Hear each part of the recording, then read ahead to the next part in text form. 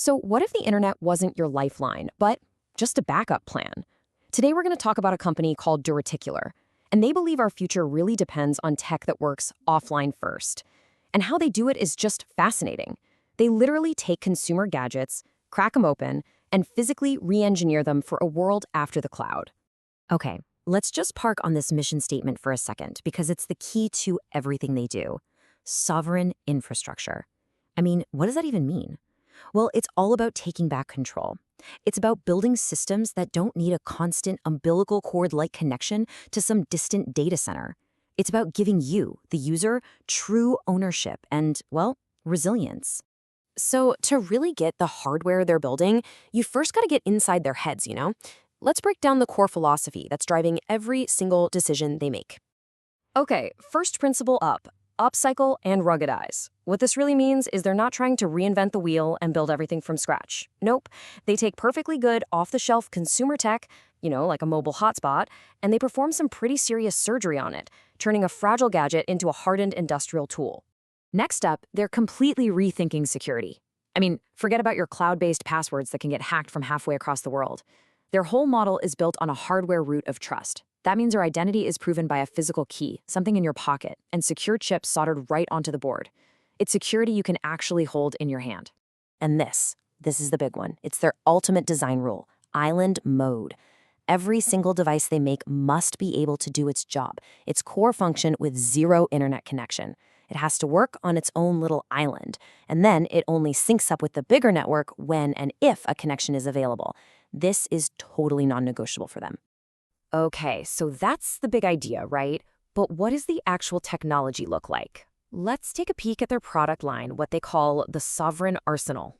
So here's a quick look at the main lineup. You can see it ranges from mobile gear like the Nomad Link, which we're going to dissect in just a minute, all the way up to these powerful stationary servers like the Sovereign Sentry.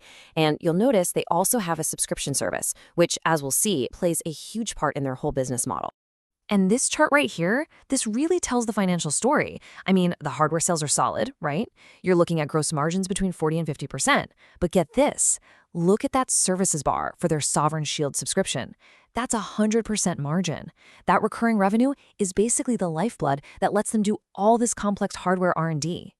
All right, now for my favorite part, the really hands-on stuff. How exactly do you upcycle a piece of consumer electronics? We are going to walk through the anatomy of their signature hardware hack, turning a standard Skylink modem into their super rugged Nomad Link. I mean, the transformation is pretty dramatic. On the left, you've got your typical consumer hotspot you could buy anywhere, with its standard lithium-ion battery. And on the right, you have the Nomad Link, a hardened, batteryless beast that's ready for extreme heat and vibration. So how do they get from point A to point B? It's a delicate process they call the surgical mod. First, and this is absolutely critical, they rip out the stock battery. This is to stop it from exploding in the heat. Then, they solder this tiny little resistor onto the board, which basically tricks the device into thinking a healthy battery is still there.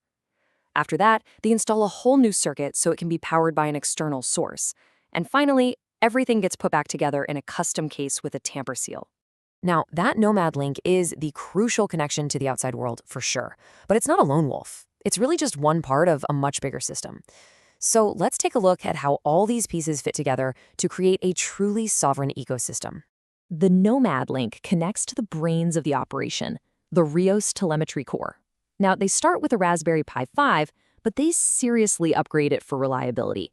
They throw out the failure-prone microSD card and replace it with durable NVMe storage. Then they add this massive aluminum case for cooling and put in a dedicated clock battery, which is super important for getting accurate timestamps when you're totally offline. And for their stationary units, the security is just baked into the software. They call it the Trinity Stack. Basically, it's 3 separate virtual machines all running on one server. One acts as a hardened firewall. The second one manages all the core data. And the third, and this is the cool part, runs a version of Kali Linux that does nothing but constantly attack and audit the system for any weaknesses. It's like a self-healing digital fortress. So how do you get into this digital kingdom? Not with a password. You use a physical key. This device lets you log in without a password and cryptographically signs any critical commands. At the end of the day, access isn't about what you know, it's about what you physically have. Okay, so this is a really ambitious vision, But it's not without some serious challenges. Building tech for the real world means you have to plan for failure. Let's look at the biggest risks DeReticular is up against and how they plan to deal with them. The number one risk, and it is a big one, is fire. A consumer-grade lithium-ion battery left in a hot truck can swell up and explode violently. It's called thermal runaway. Their solution is simple, and it's absolute. The battery must come out. It's a non-negotiable step in their process, period.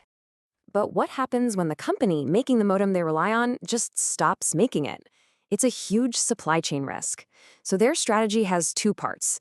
First, they stockpile large quantities of the consumer units, and at the same time, they're testing a much more expensive industrial-grade modem that can serve as a backup if they need it. You know what hates heavy vibration and unstable power? Those cheap little SD cards? They're notorious for failing and corrupting data. For a system that depends on data integrity, that's just not acceptable.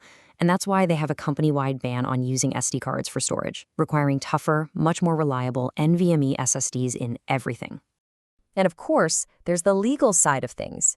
The second you crack open that case and pull out a soldering iron, poof, the original warranty is gone. DeReticular is super transparent about this. They offer their own 90-day warranty that specifically covers the modifications and the craftsmanship of their work. And all of this leaves us with one last big question. For those critical situations, in remote environments where failure just is not an option and off-the-shelf stuff won't cut it, is this kind of hands-on, deep-level hardware hacking the only real way forward? It's something to think about.